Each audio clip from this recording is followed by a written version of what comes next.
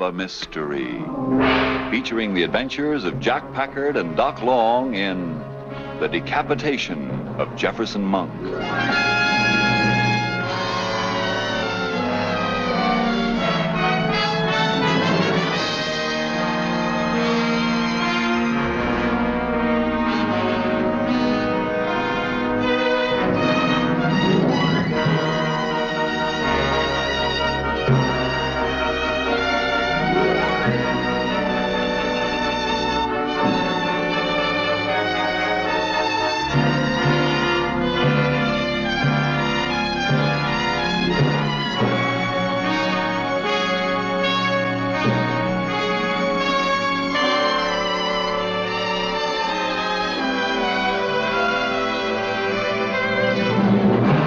San Francisco, golden gateway to the Orient, where East and West have met and mingled.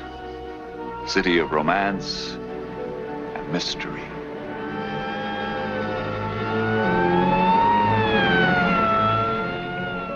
Sure, hurry, Joe. Take your time. All the king's horses can't put that fella back there together again.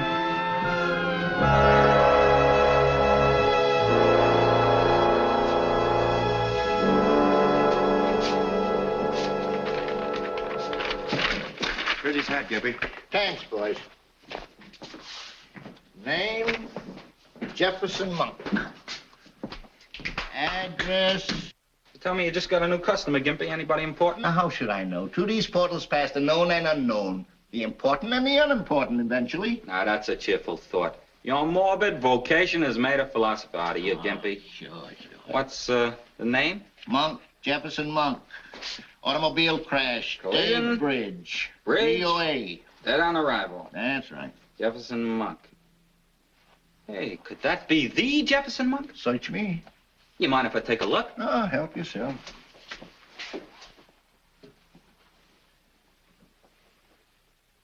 Where's his head? Say, Morgan, how do you spell decapitated?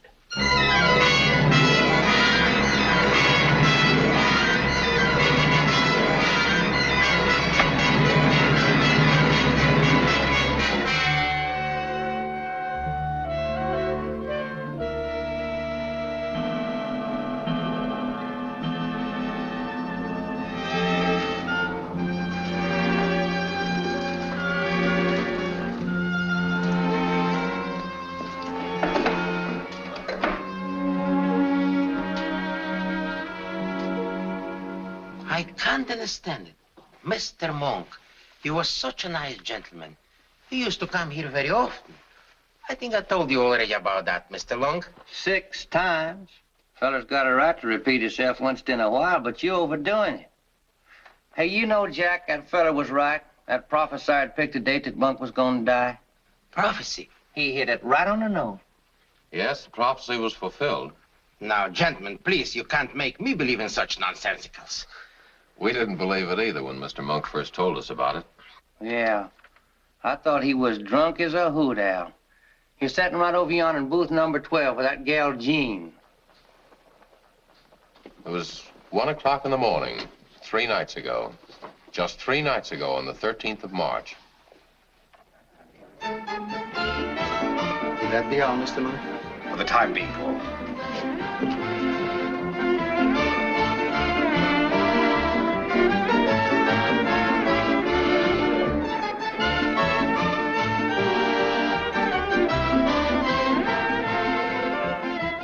How's your Petrushka, Bavaris? Petrushka?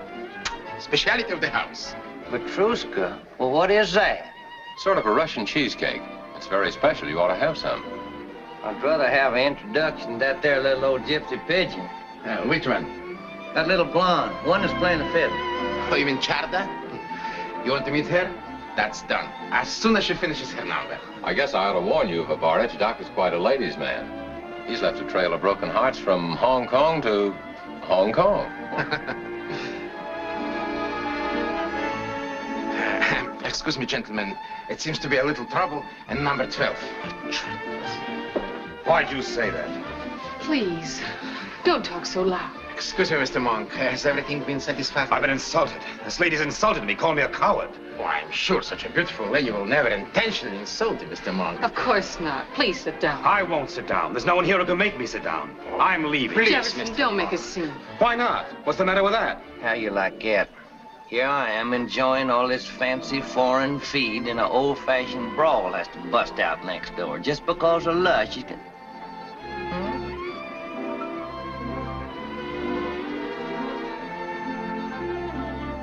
Gentlemen, do I look to you as if I was afraid of anything? What is bothering you, my table-hopping friend? Take it easy, Doc.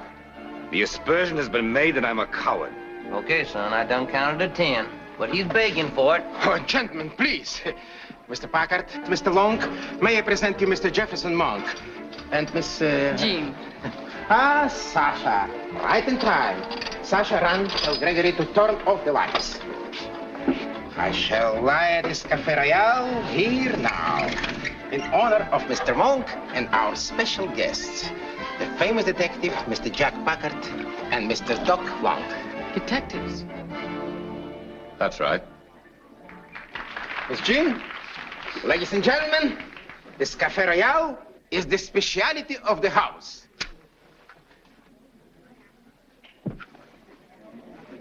Isn't that beautiful?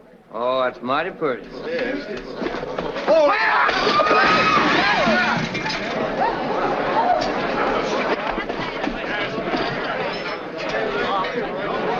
and gentlemen, please, that's nothing, just an accident.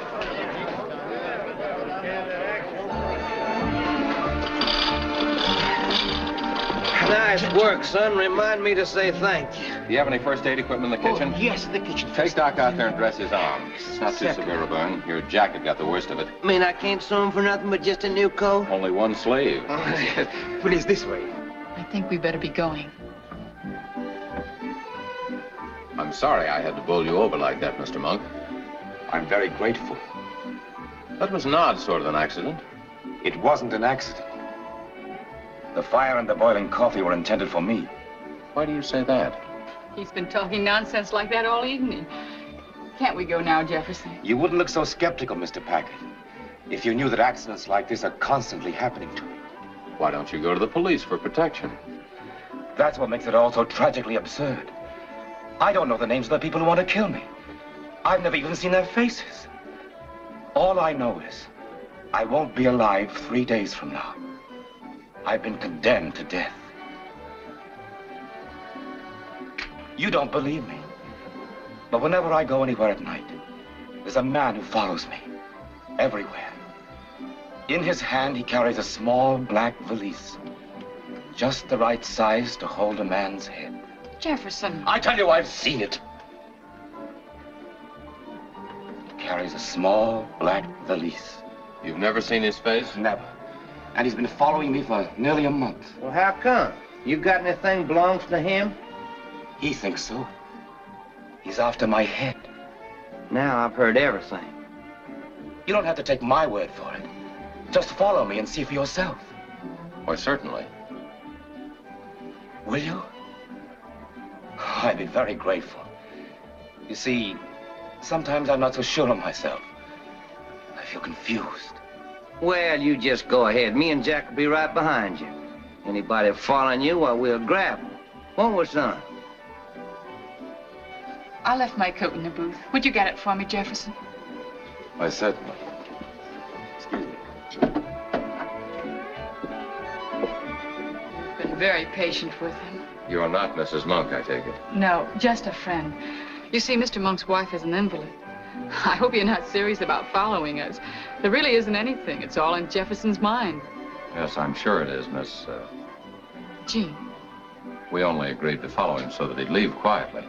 Yeah, Gene, but if you need any help in the future, why, me and Jack is staying at the Baycrest Hotel, room 1202. Thank you. Here you are.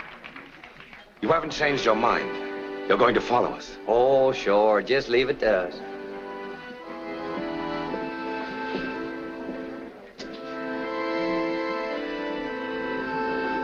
Come on, son. My arm's beginning to hurt. Let's get on out of here. Wait a minute. Give him time to get a little way ahead of us.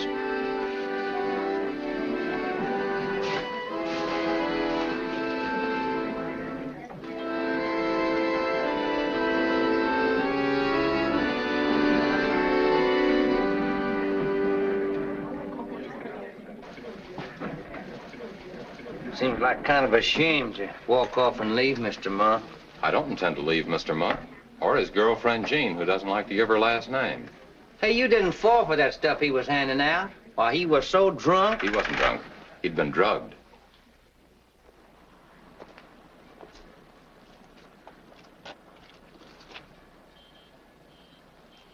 I don't hear them.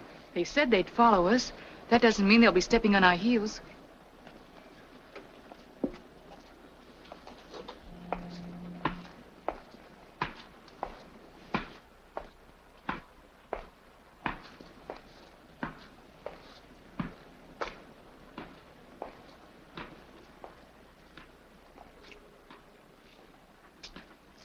Do you hear anything?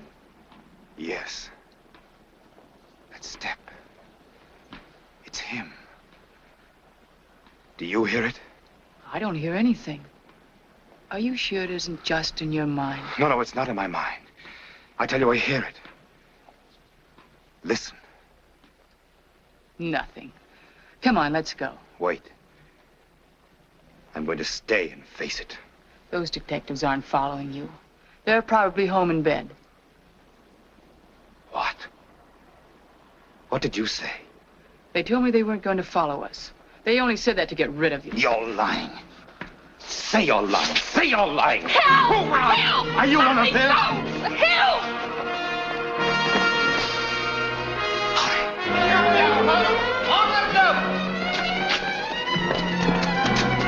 There he goes, Doc. Head after him.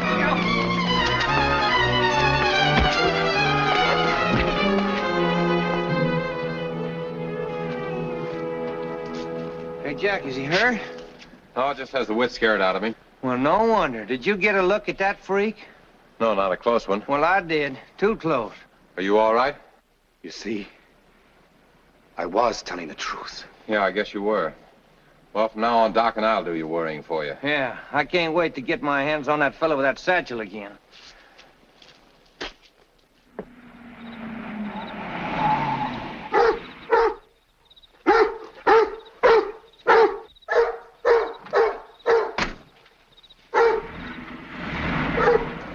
Lie down, Hamlet.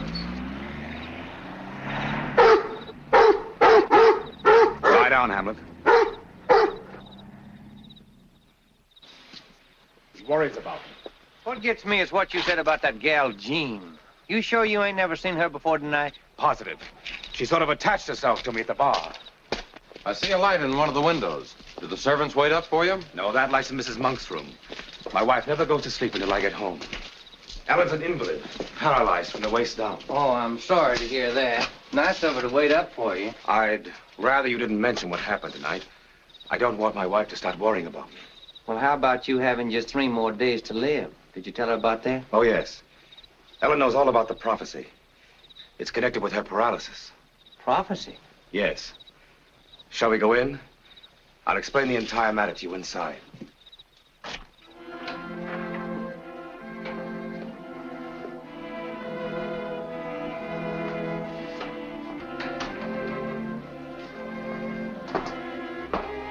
Kind of on the Oriental side, ain't it? Yes, my wife loves everything connected with the Orient. Will you wait a moment, please? I'll tell Ellen I'm here.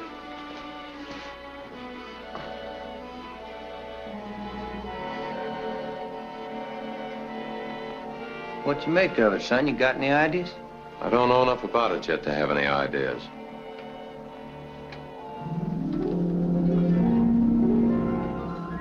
What's the matter?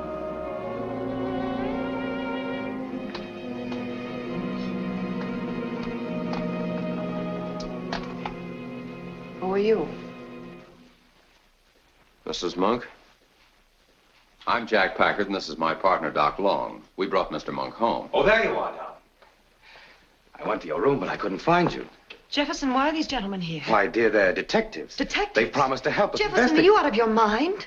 Do you want every tabloid newspaper in this town to learn our story? But, darling. Our business is keeping secrets, Mrs. Monk. Yes, ma'am. Besides, we already know quite a little bit. Mr. Packard and Mr. Long befriended me this evening. I've told them a little of what we've been through the past few weeks. Jefferson and I have been living under such a strain since all this began. I'm afraid I was terribly rude to you. Please forgive me. That's all right, we understand. Dear, if you don't mind, I'd like to tell them the whole story from the very beginning. Well, you see, about a year ago, Jefferson and I took a trip through the Orient. A sort of second honeymoon for us.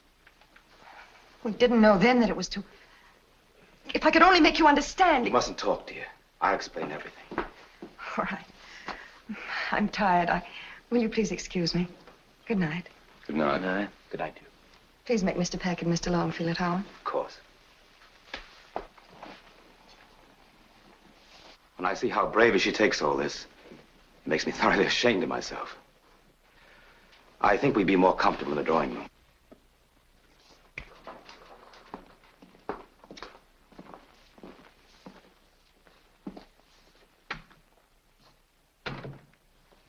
Before we begin, can I pour anyone a drink? Not for me, thanks. I don't ever touch the stuff so early in the morning. Mind if I have one? I need something after tonight's little experience. Go right ahead, son. Have a sip. You were saying something about a second honeymoon. Yes. You see, Ellen and I were great travelers, and this trip was deliberately haphazard. We took coastwise boats and tramp steamers from one seaport to the next, stopping off at wonderful, out-of-the-way places. This all started in Backyard, supposed to be one of the wickedest places in the world, certainly one of the most mysterious. It was Ellen's idea that we go there. I hadn't wanted to, but she insisted. She had heard of a thieves' market in Backyard with the marvelous specimens of jade, and she wanted to visit it. Ellen loves jade and is always collecting it. In those days, she was well and walking.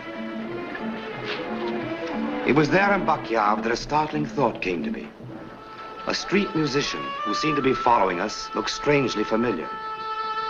In several ports previously, I was certain we had seen him, always playing the same weird music. Suddenly, his presence ceased being coincidental and became deliberate. I was convinced that the musician was following us and that his music was in some way connected with Ellen and me.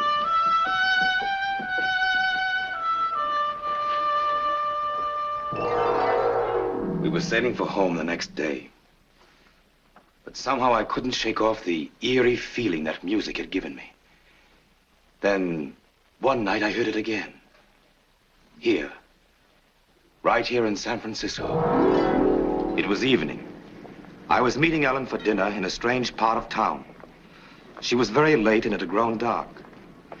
I was beginning to be nervous when I heard that same music. There coming toward me was a blind beggar. Suddenly I made up my mind to speak to him. I stepped from my car and threw him a coin. Would you mind telling me what tune that is you're playing? It is music of my people far away. As long as you hear it, no harm will come to you. Do you recognize it? Yes, I've heard it several times. In the Orient. Then if you recognize it, I have a message for you.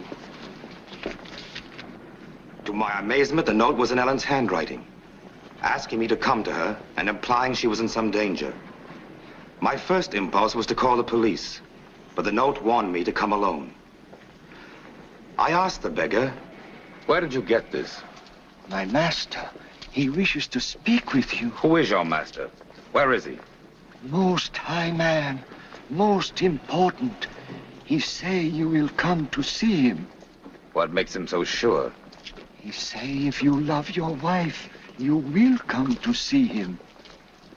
Follow me, please.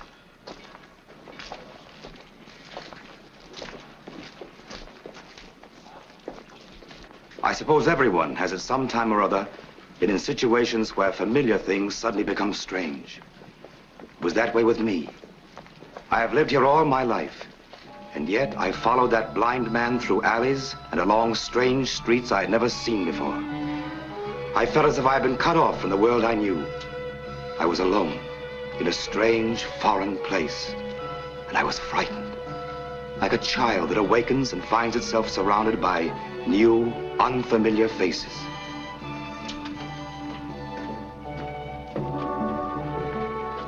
Is this where my wife is? Where's your master? Follow me.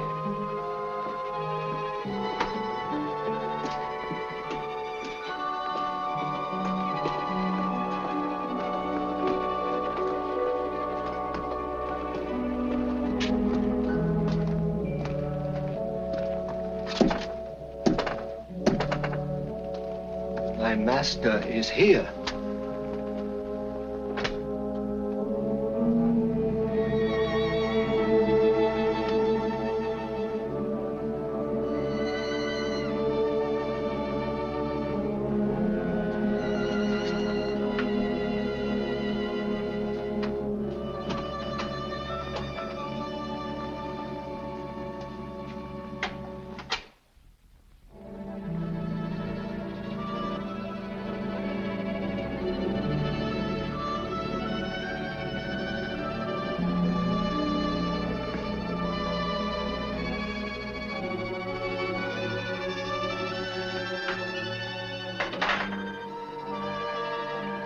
I will tell the master you are here. Just a moment. Who is this master? He will speak for himself. The room I was in seemed to be the basement of a deserted temple or monastery. As I waited, a strange feeling I was being watched came over me.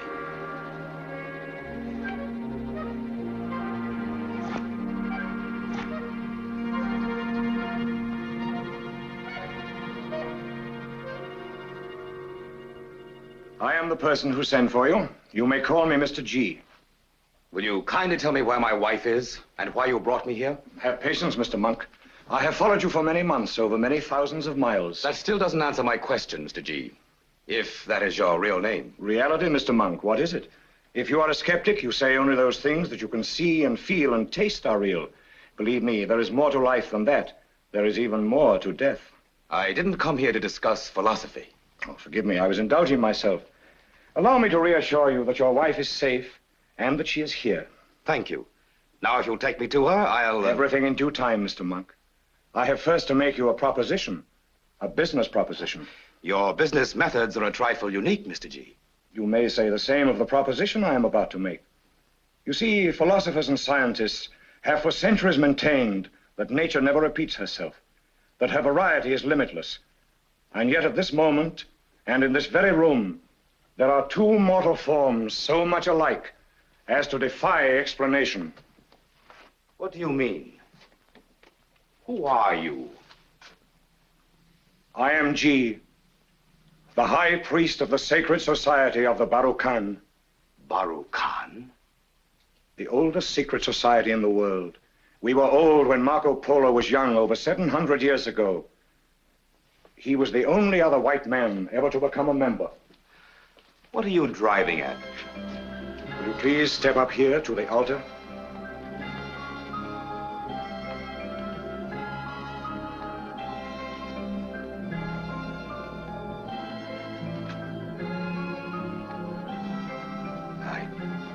I don't understand. Is it a mummy? Not exactly. It is the body of the Sacred One, the founder of the Barukan. He has been dead 1,000 years. That's impossible. Why, I see you notice a certain resemblance. I can't tell. It's incredible. The body of the Sacred One has been kept eternally young by the magic of the embalmers. Each member of our order makes at least one pilgrimage during his lifetime to the secret tomb, high in the ice-locked mountains beyond Tibet. From every corner of the world they come to view the features of the Sacred One. What has this to do with me? Come.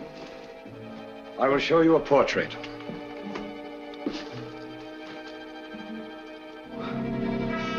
Where did you get this?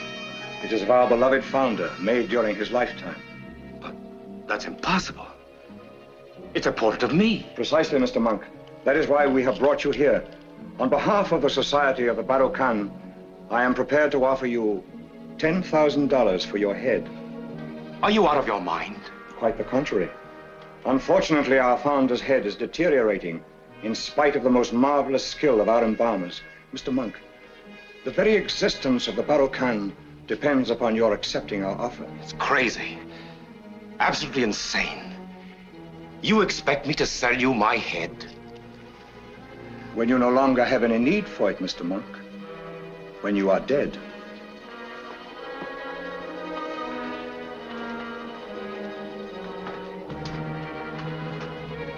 I suppose you know when that will be. It is written in the mountain snows, in the bleaching sands of the desert. You will be dead 1 year from today. You could kill me for my head. We never kill, Mr. Monk. We merely prophesy. Yours will be a great honor. I can promise you glory for eternity. The temple bells of Fa Shanxi, tolling each day at dawn and dusk, and the long lines of humble watchers who will come to gaze upon your hallowed features. The whole thing seems so preposterous. The presence of that mummy, the portrait with my incredible likeness, the mysticism of it all. Well, that is the doggonest thing I ever heard about. He insisted I take the $10,000. You mean you agreed to sell your head? Yes.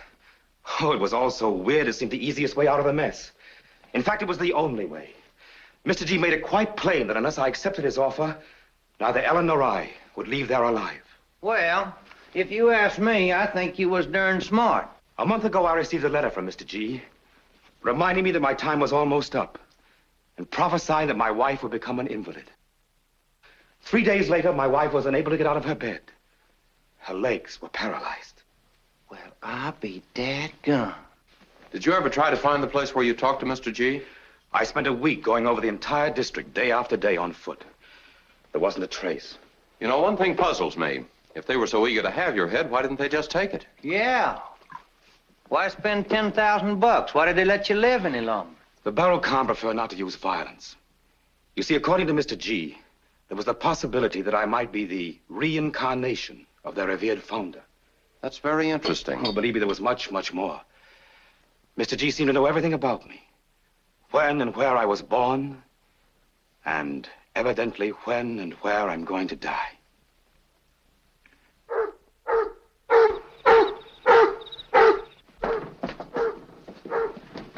Your Hamlet is kicking up quite a soliloquy. Hey, Jack, look yonder. We got us a prowler, son. Come on. Be careful. They've never come here to my house before. You wait here. We'll see what this is all about.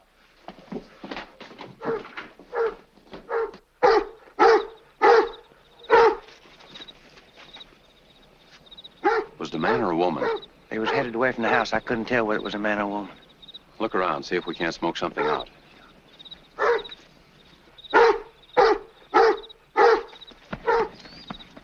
Doc, he's headed for the road. Did you see him? Yeah, he was headed this direction, but I lost sight of him.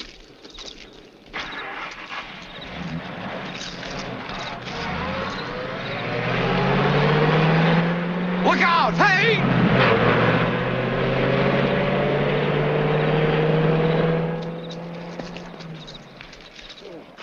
Doc, are you all right? I don't know, son.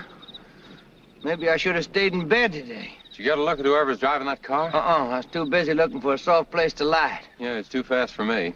Come on, let's check the house. Maybe some of the servants or Mrs. Monk saw the prowler. Yeah, all right, son. Go do that.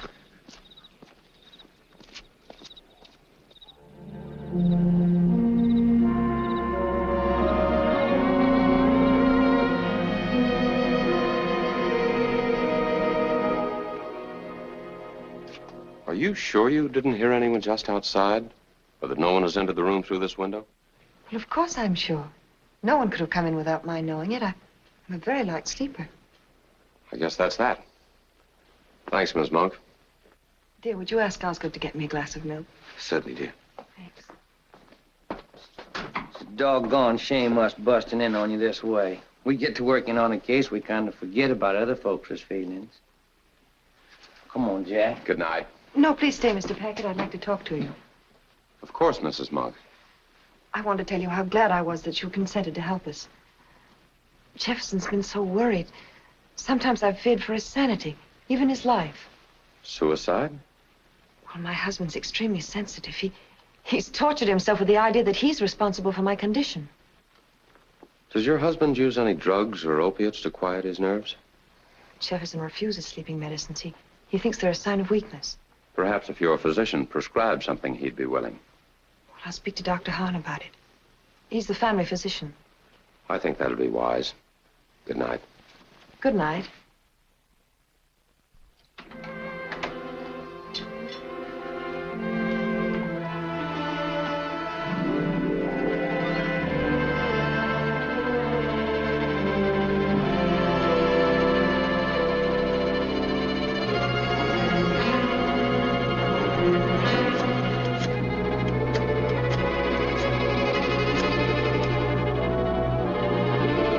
trust him? Of course, Ellen. Don't apologize. You wouldn't have called if it hadn't been urgent. What's that? Say it again, slowly.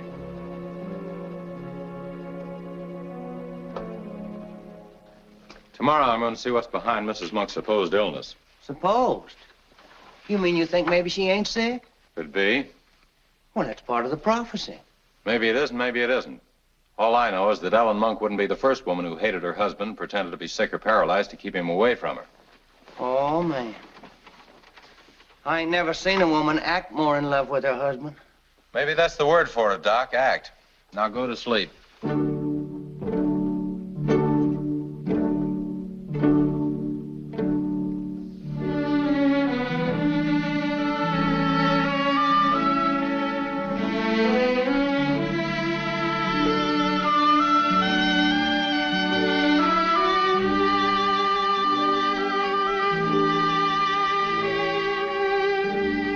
Didn't you hear it? Well, I hear a symphony, but what of it? Listen to it again.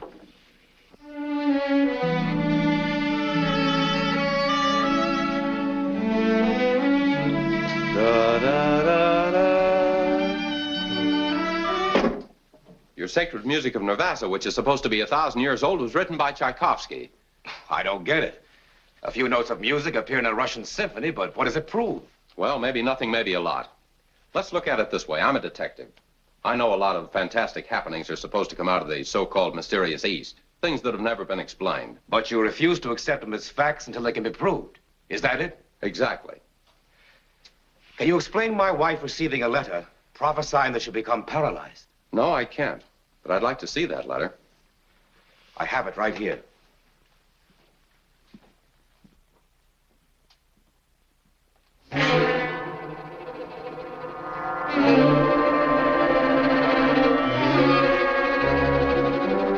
It won't be necessary to show you the other letter, Mr. Packard. Here is a later one, just like it. Aren't you going to read it? I know what it will say. You open it. The temple bells of Foch toll twice daily for the souls of the Baroque, at dawn and at dusk. When they have rung 4 more times, you come home.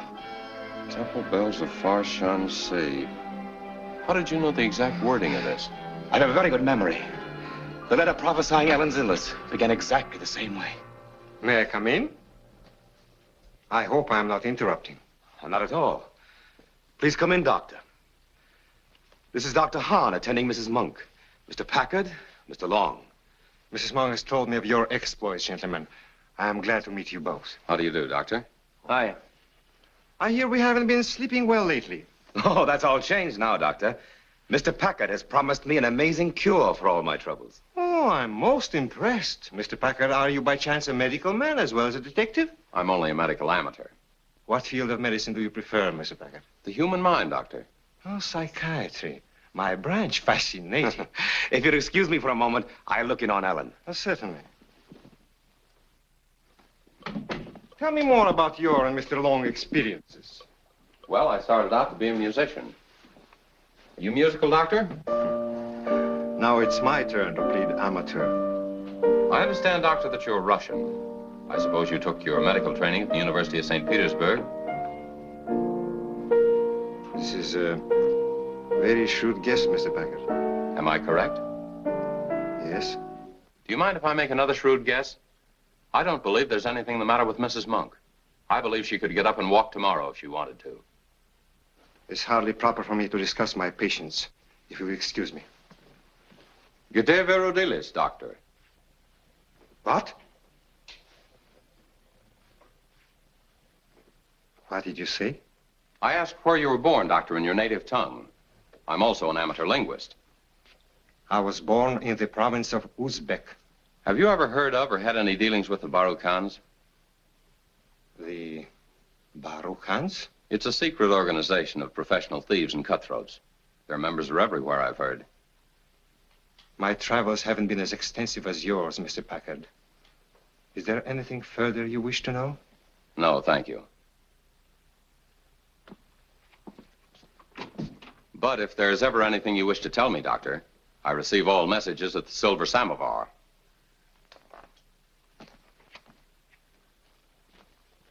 Well, you done struck oil there, son. Yeah, he's in this up to his neck. What's more, he's no Russian. He's probably Eurasian. Well, how many's mixed up in this, anyhow? I don't know, but that's what we're going to find out. I'll meet you tonight at the Silver Samovar. In the meantime, try and pick up the trail of that girl. Oh, Jean? Oh, son, that's mixing business with pleasure. Well, is that bad? Not, but...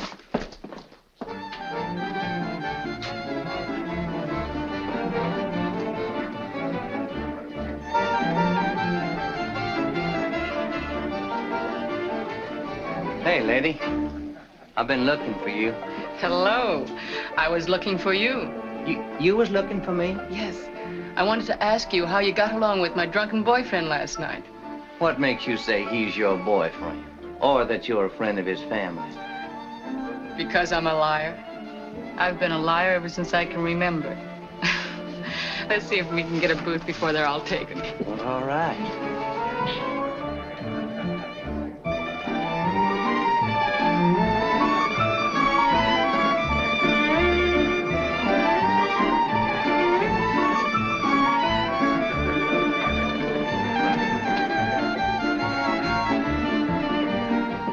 Hey, son, look at what I found.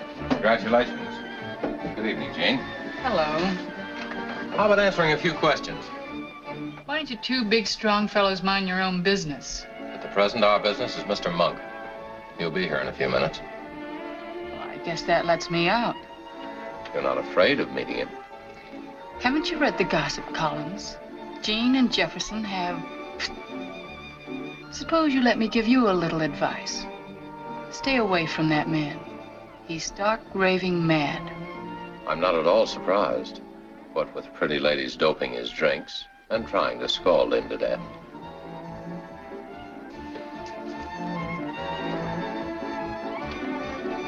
Hey, hadn't we better nab her? No. We have far more important work to do. Okay, son. What is the program? Monk is meeting us later. Tonight we're going to set a trap for the gentleman with the pegged leg. Monk has agreed to be the bait again. Oh, now that's something like it. You know, Doc, someone with an oriental eye for refined cruelty is trying to drive Monk to suicide. Hey, you mean all that stuff about the prophecy is just so much razzle-dazzle? That's the way I figure it. I looked up the Monk will. There's $2 million in the estate, and the entire estate is held in trust. Monk's father didn't believe in divorce. Now, if Monk or his wife ever hits the Reno Trail, the entire estate goes to charity. Meaning? If one or the other dies or is murdered, the entire estate automatically reverts to the other. But murder usually carries a penalty which costs the life of the killer. Now, if Monk could be made to commit suicide... Oh, hey, now a lot of things begins to make sense. Well, when and where do we start at? I gave Monk a whistle and told him to use it if Pegleg shows up.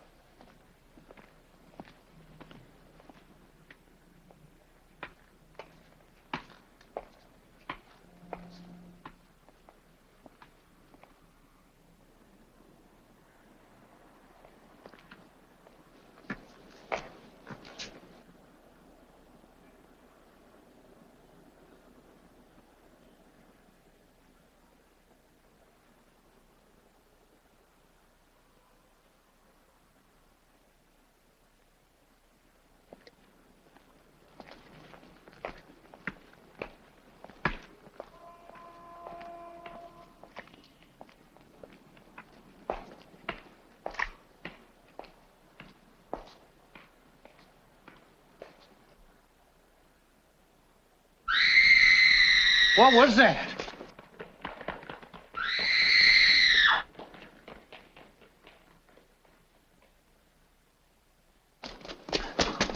What's that bank the corners around this block? I think we've fallen for a very old but very effective trick. Somebody wanted to get us off Mr. Pegleg's trail. Yeah, that wasn't Monk that hollered, that was a woman. We'd better get on back to where we're supposed to meet Mr. Monk.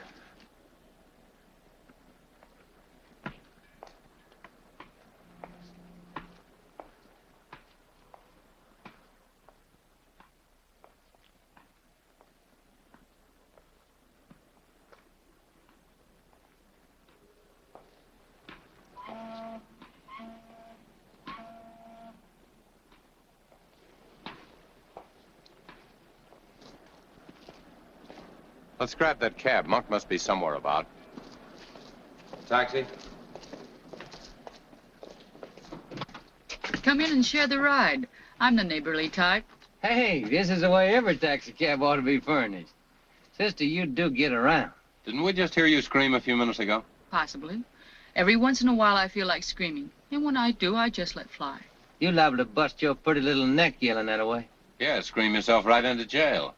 If anything happens to Monk and the police get Don't into take yourself so seriously. What is this, a pressure group? Sorry, gentlemen. Three's a crowd. I hope I won't be seeing you. Don't never say we didn't warn you. Cruise around the block, driver. We're looking for someone.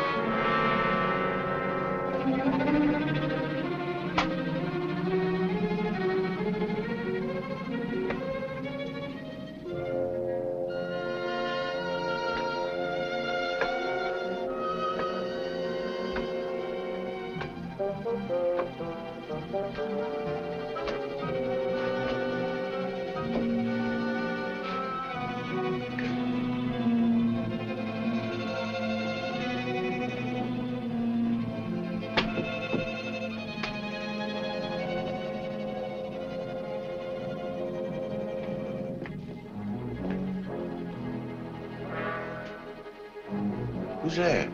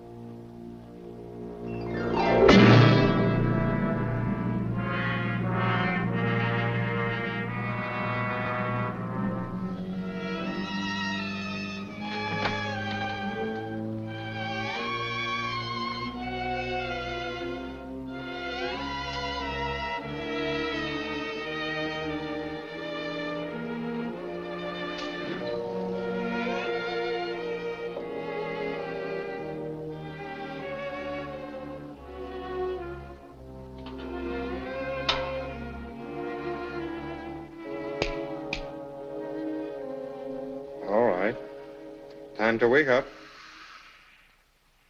There now. Do you feel rested? As if I'd slept 12 hours instead of 2. Did anyone see you come here? No.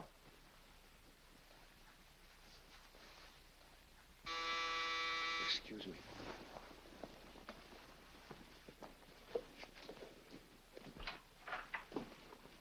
Yes, he's here. Come in, gentlemen. They insisted on seeing you, Mr. Monk. We've been looking for you all night. You hadn't been home all night, and we were worried. We were just about to go to the police, then decided to come by here and have a chat with Dr. Hahn. And here you are. Something went wrong last night. I lost you fellas. Don't you think we better discuss this in private?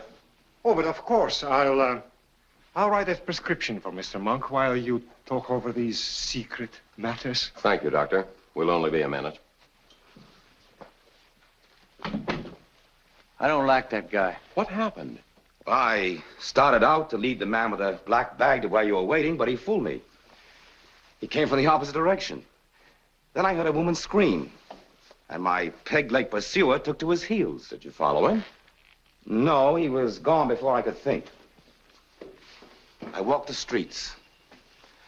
For the first time in weeks, I walked alone, unafraid. When it was daylight, I came here. Well, then you ain't seen the morning paper yet. No. Your friend Pegleg had his throat cut last night.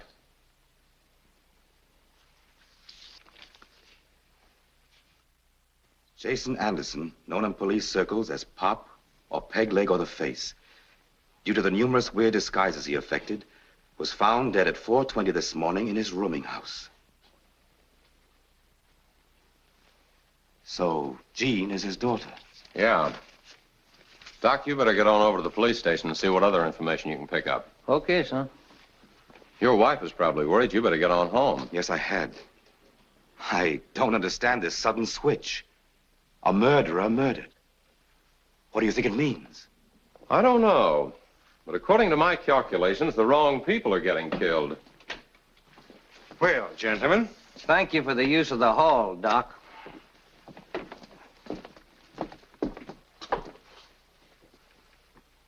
I've been wanting to ask you, Doctor, about drugging a man into a condition where he reacts hypnotically to suggestions he's going to die. For a medical amateur, you possess a most professional curiosity, Mr. Packard. Thank you, Doctor. I didn't really need to ask you that. I could have told you. A man told over and over again that he's going to die finally becomes hypnotized to the idea. I could also have told you that playing with a barrel can is dangerous business. A man got his throat cut last night. There's no telling who'll be next.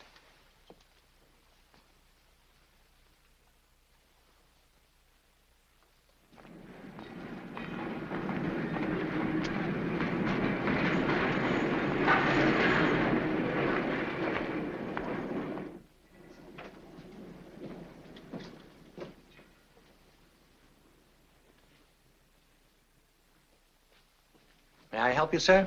Yes, I'd like to see Mr. Justin Reeves. Is he in? Have you an appointment? No, just say it's Jack Packard, friend of Mrs. Jefferson Monk. Tell him it's important. I'll see if Mr. Reeves is free.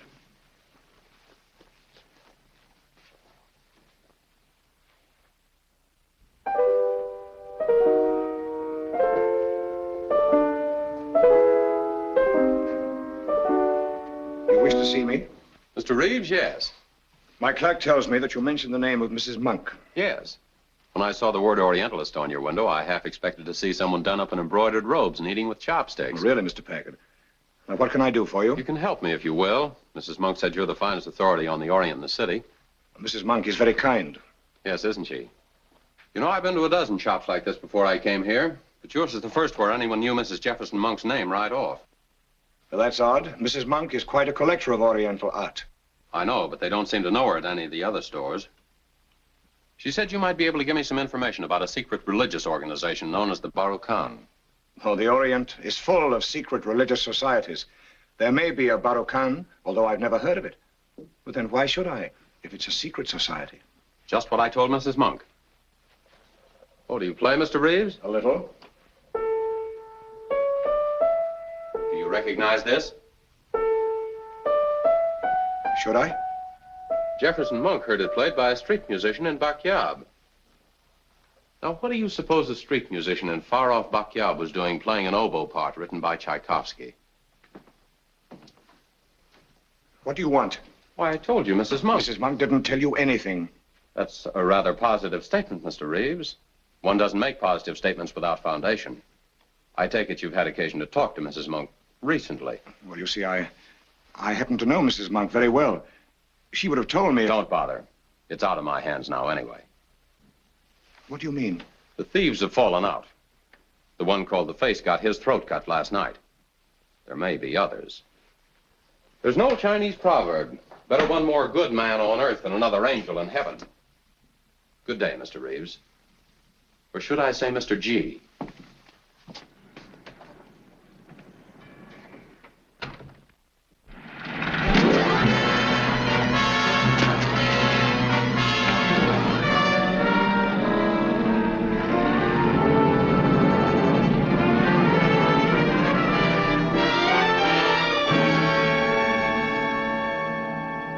There's certain to be more murders, and soon. We've got to act quickly.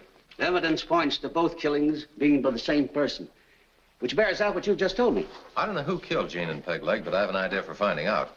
It's a long chance, but it may work. If it does, we'll have saved a couple of lives. That's the business of this department. What do you suggest? That you arrest me. What? I'm not kidding. What's new, Captain? Anywhere in the killings yet? How about a statement connected with this case? We've just had our first break in the knife murders. I'm holding a man as material witness who knows the identity of the killer. What's his name? Who is he? However, this man is standing on his constitutional rights and refuses to talk. What's his angle? Say that again? The man who's withholding the name of the killer is Jack Packard. Jack Packard? Let me out of Where's here. that telephone?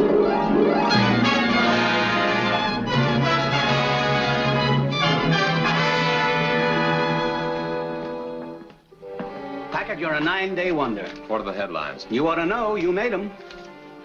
Good. You know, somewhere the killer's read one of those newspapers. He thinks I know who he is. Naturally, he wants to get to me before I decide to talk. I want to fix it so he can get to me. But you'll have to cooperate 100%. What do I do? Tonight at 9 o'clock, I want a few backs turned in this jail.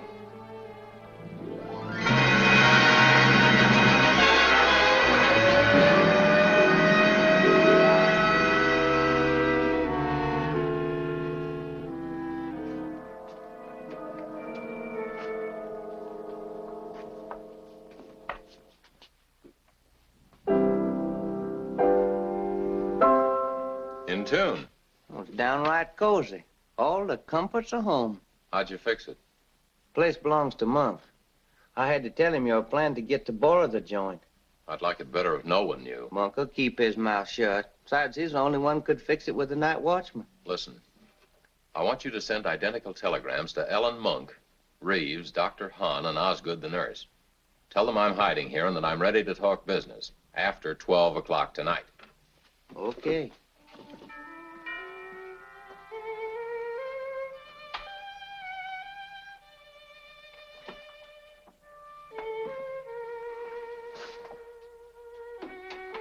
Is Monk here?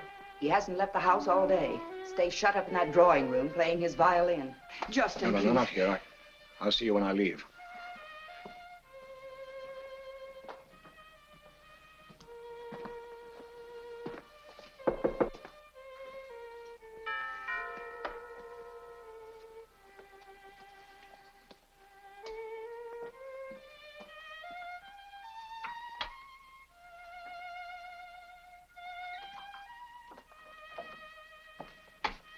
Good evening, Osgood. Keep your hands off me. Is everyone here? Yes, we're all here now.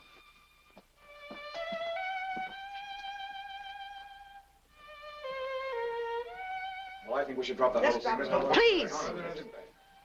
If we quarrel among ourselves, everything will be lost.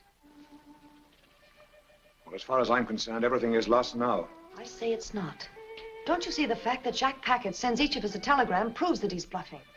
He doesn't know who the killer is. Yes, but it also proves that Packard suspects one of us. He must have a reason. He hasn't any reason. We're not going to stop now. Not when we're within 1 day of $2 million. I'm more interested in knowing there's someone who kills off 2 of our members. Who gains by their death? Except someone in this room. Well, don't look at me. That's no way to get exactly... Listen. We'd better go. We shouldn't find us here. Justin, stay. The rest of you go. And remember, tomorrow we go ahead as we planned.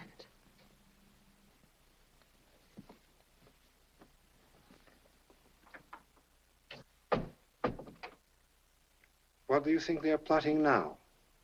Which one of us will be next?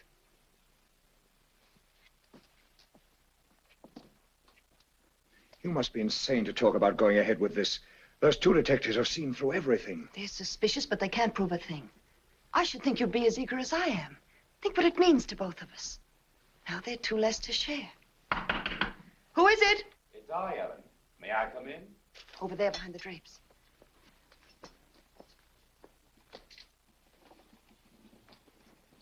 Wait a minute, I'll press the buzzer.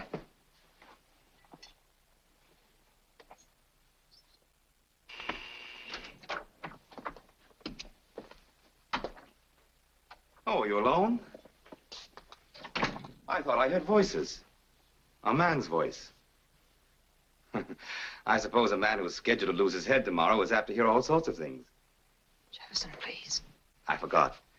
It distresses you to be reminded of my fate, doesn't it, dear? Forgive me. I can't get it out of my head that I heard a man's voice. I was thinking of that wonderful story by Balzac, of the man who suspected his wife's lover was hiding in her room. When she denied the man was there, he asked her to swear on the Bible, and she did. Then he sent for a stonemason and had the closet where the lover was hiding sealed up with bricks.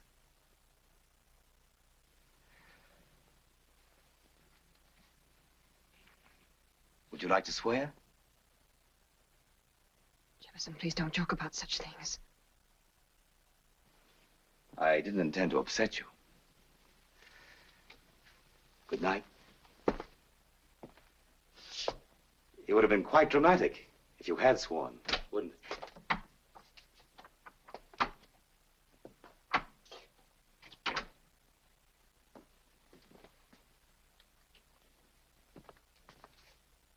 tell you, Packard put him onto us. How could he when he doesn't even know himself? But what he doesn't know, he's guessed, and that's enough for me. Besides, there's Pop Anderson and Jean. I don't know who killed them, but I'm not taking any chance on being next. I'm getting out. You can't, Justin, you can't. You got me into this. You've got to stand by me now. I'm sorry, Ellen. I know when I've lost. Goodbye. Justin!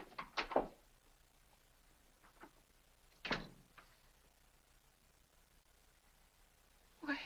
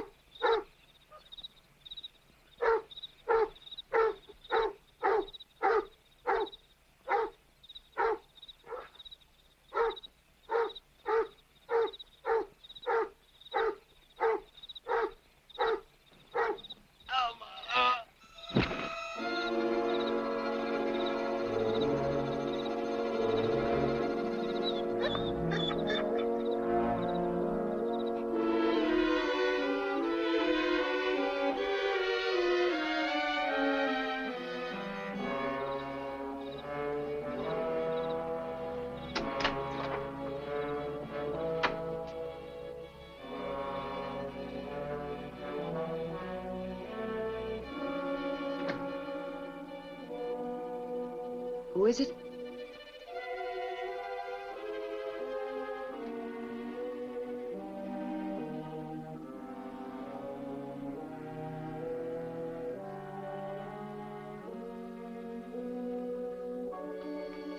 Why, Ellen, you're standing.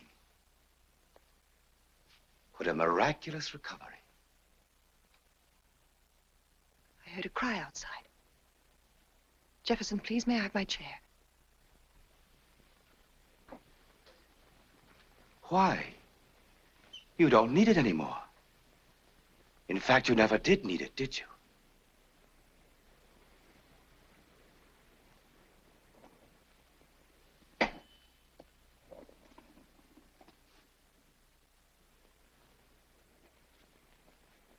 How you must have hated me.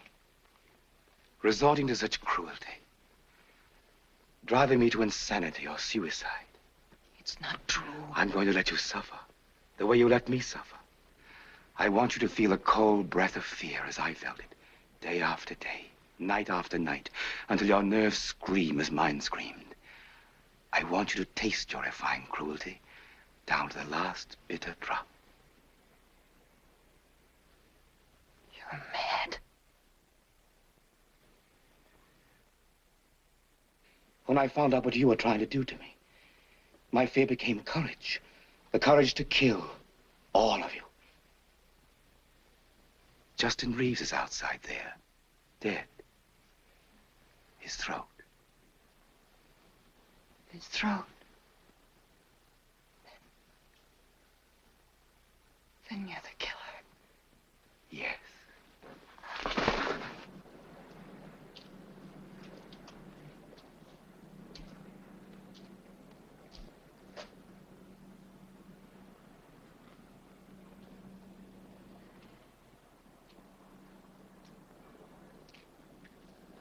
Okay, reach. What are you doing here? You startled me. I was looking for you. What's the matter? There's been a change of plan. The police have surrounded the killer out on Cloverdale Road.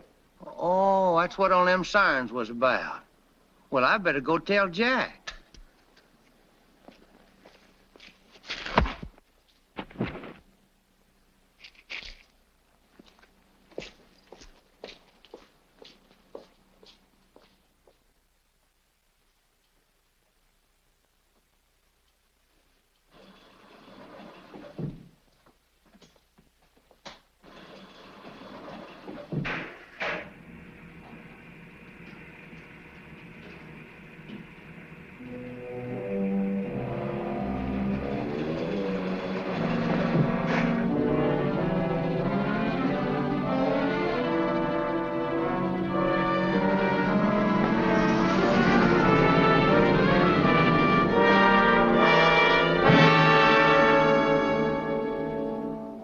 Stay as you are, please.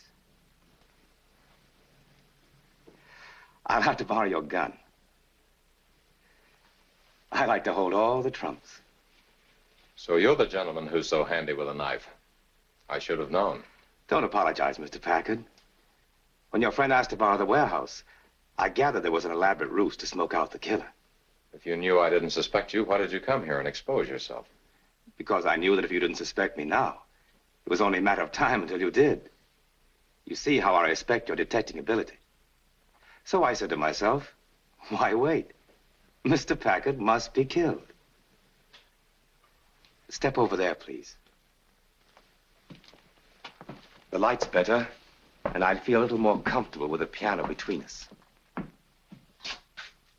You're not going to get away with this. The neighborhood is alive with policemen.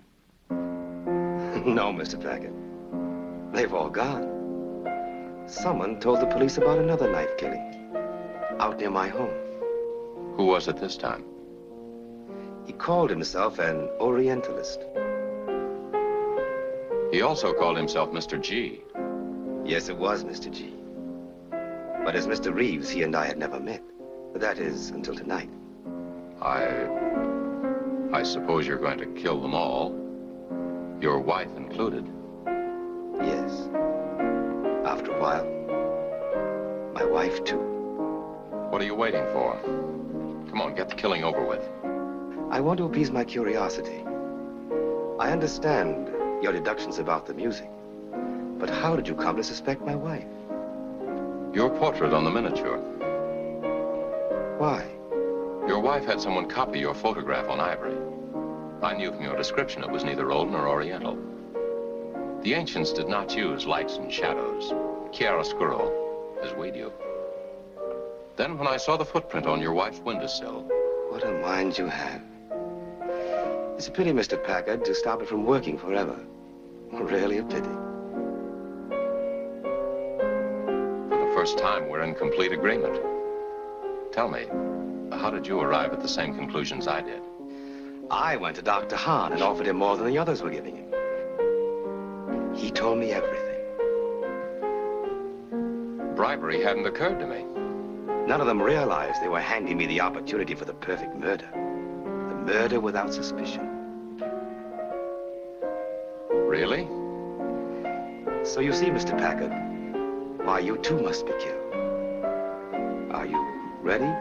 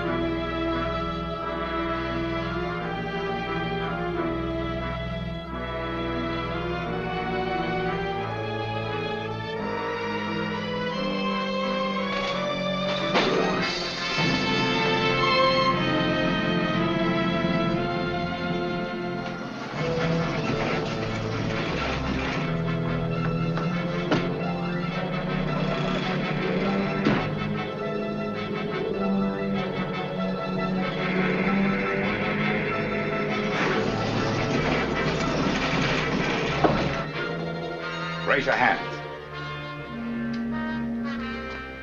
Drop your gun. Mr. Monk, fancy meeting you here.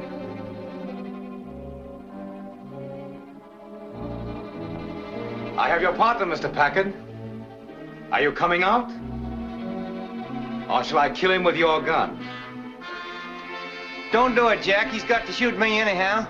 I'll count 3. 1, 2. Stay where you at, Jack. 3.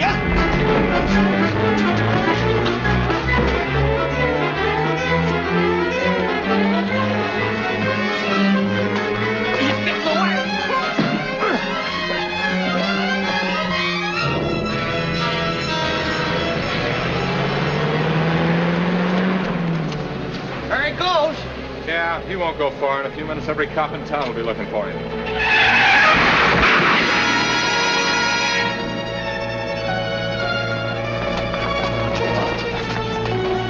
Oh, how horrible.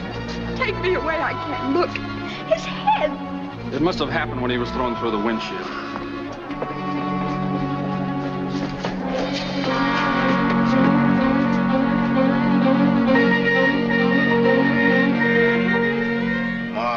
Money. All the world is made for money. Except Mrs. Monk and her friends. As guests of the state, they won't need any. Doggone. What started out to be a real honest-to-goodness mystery just boils itself down to being as simple as ABC. Maybe. But there's one note of mystery that's not been explained.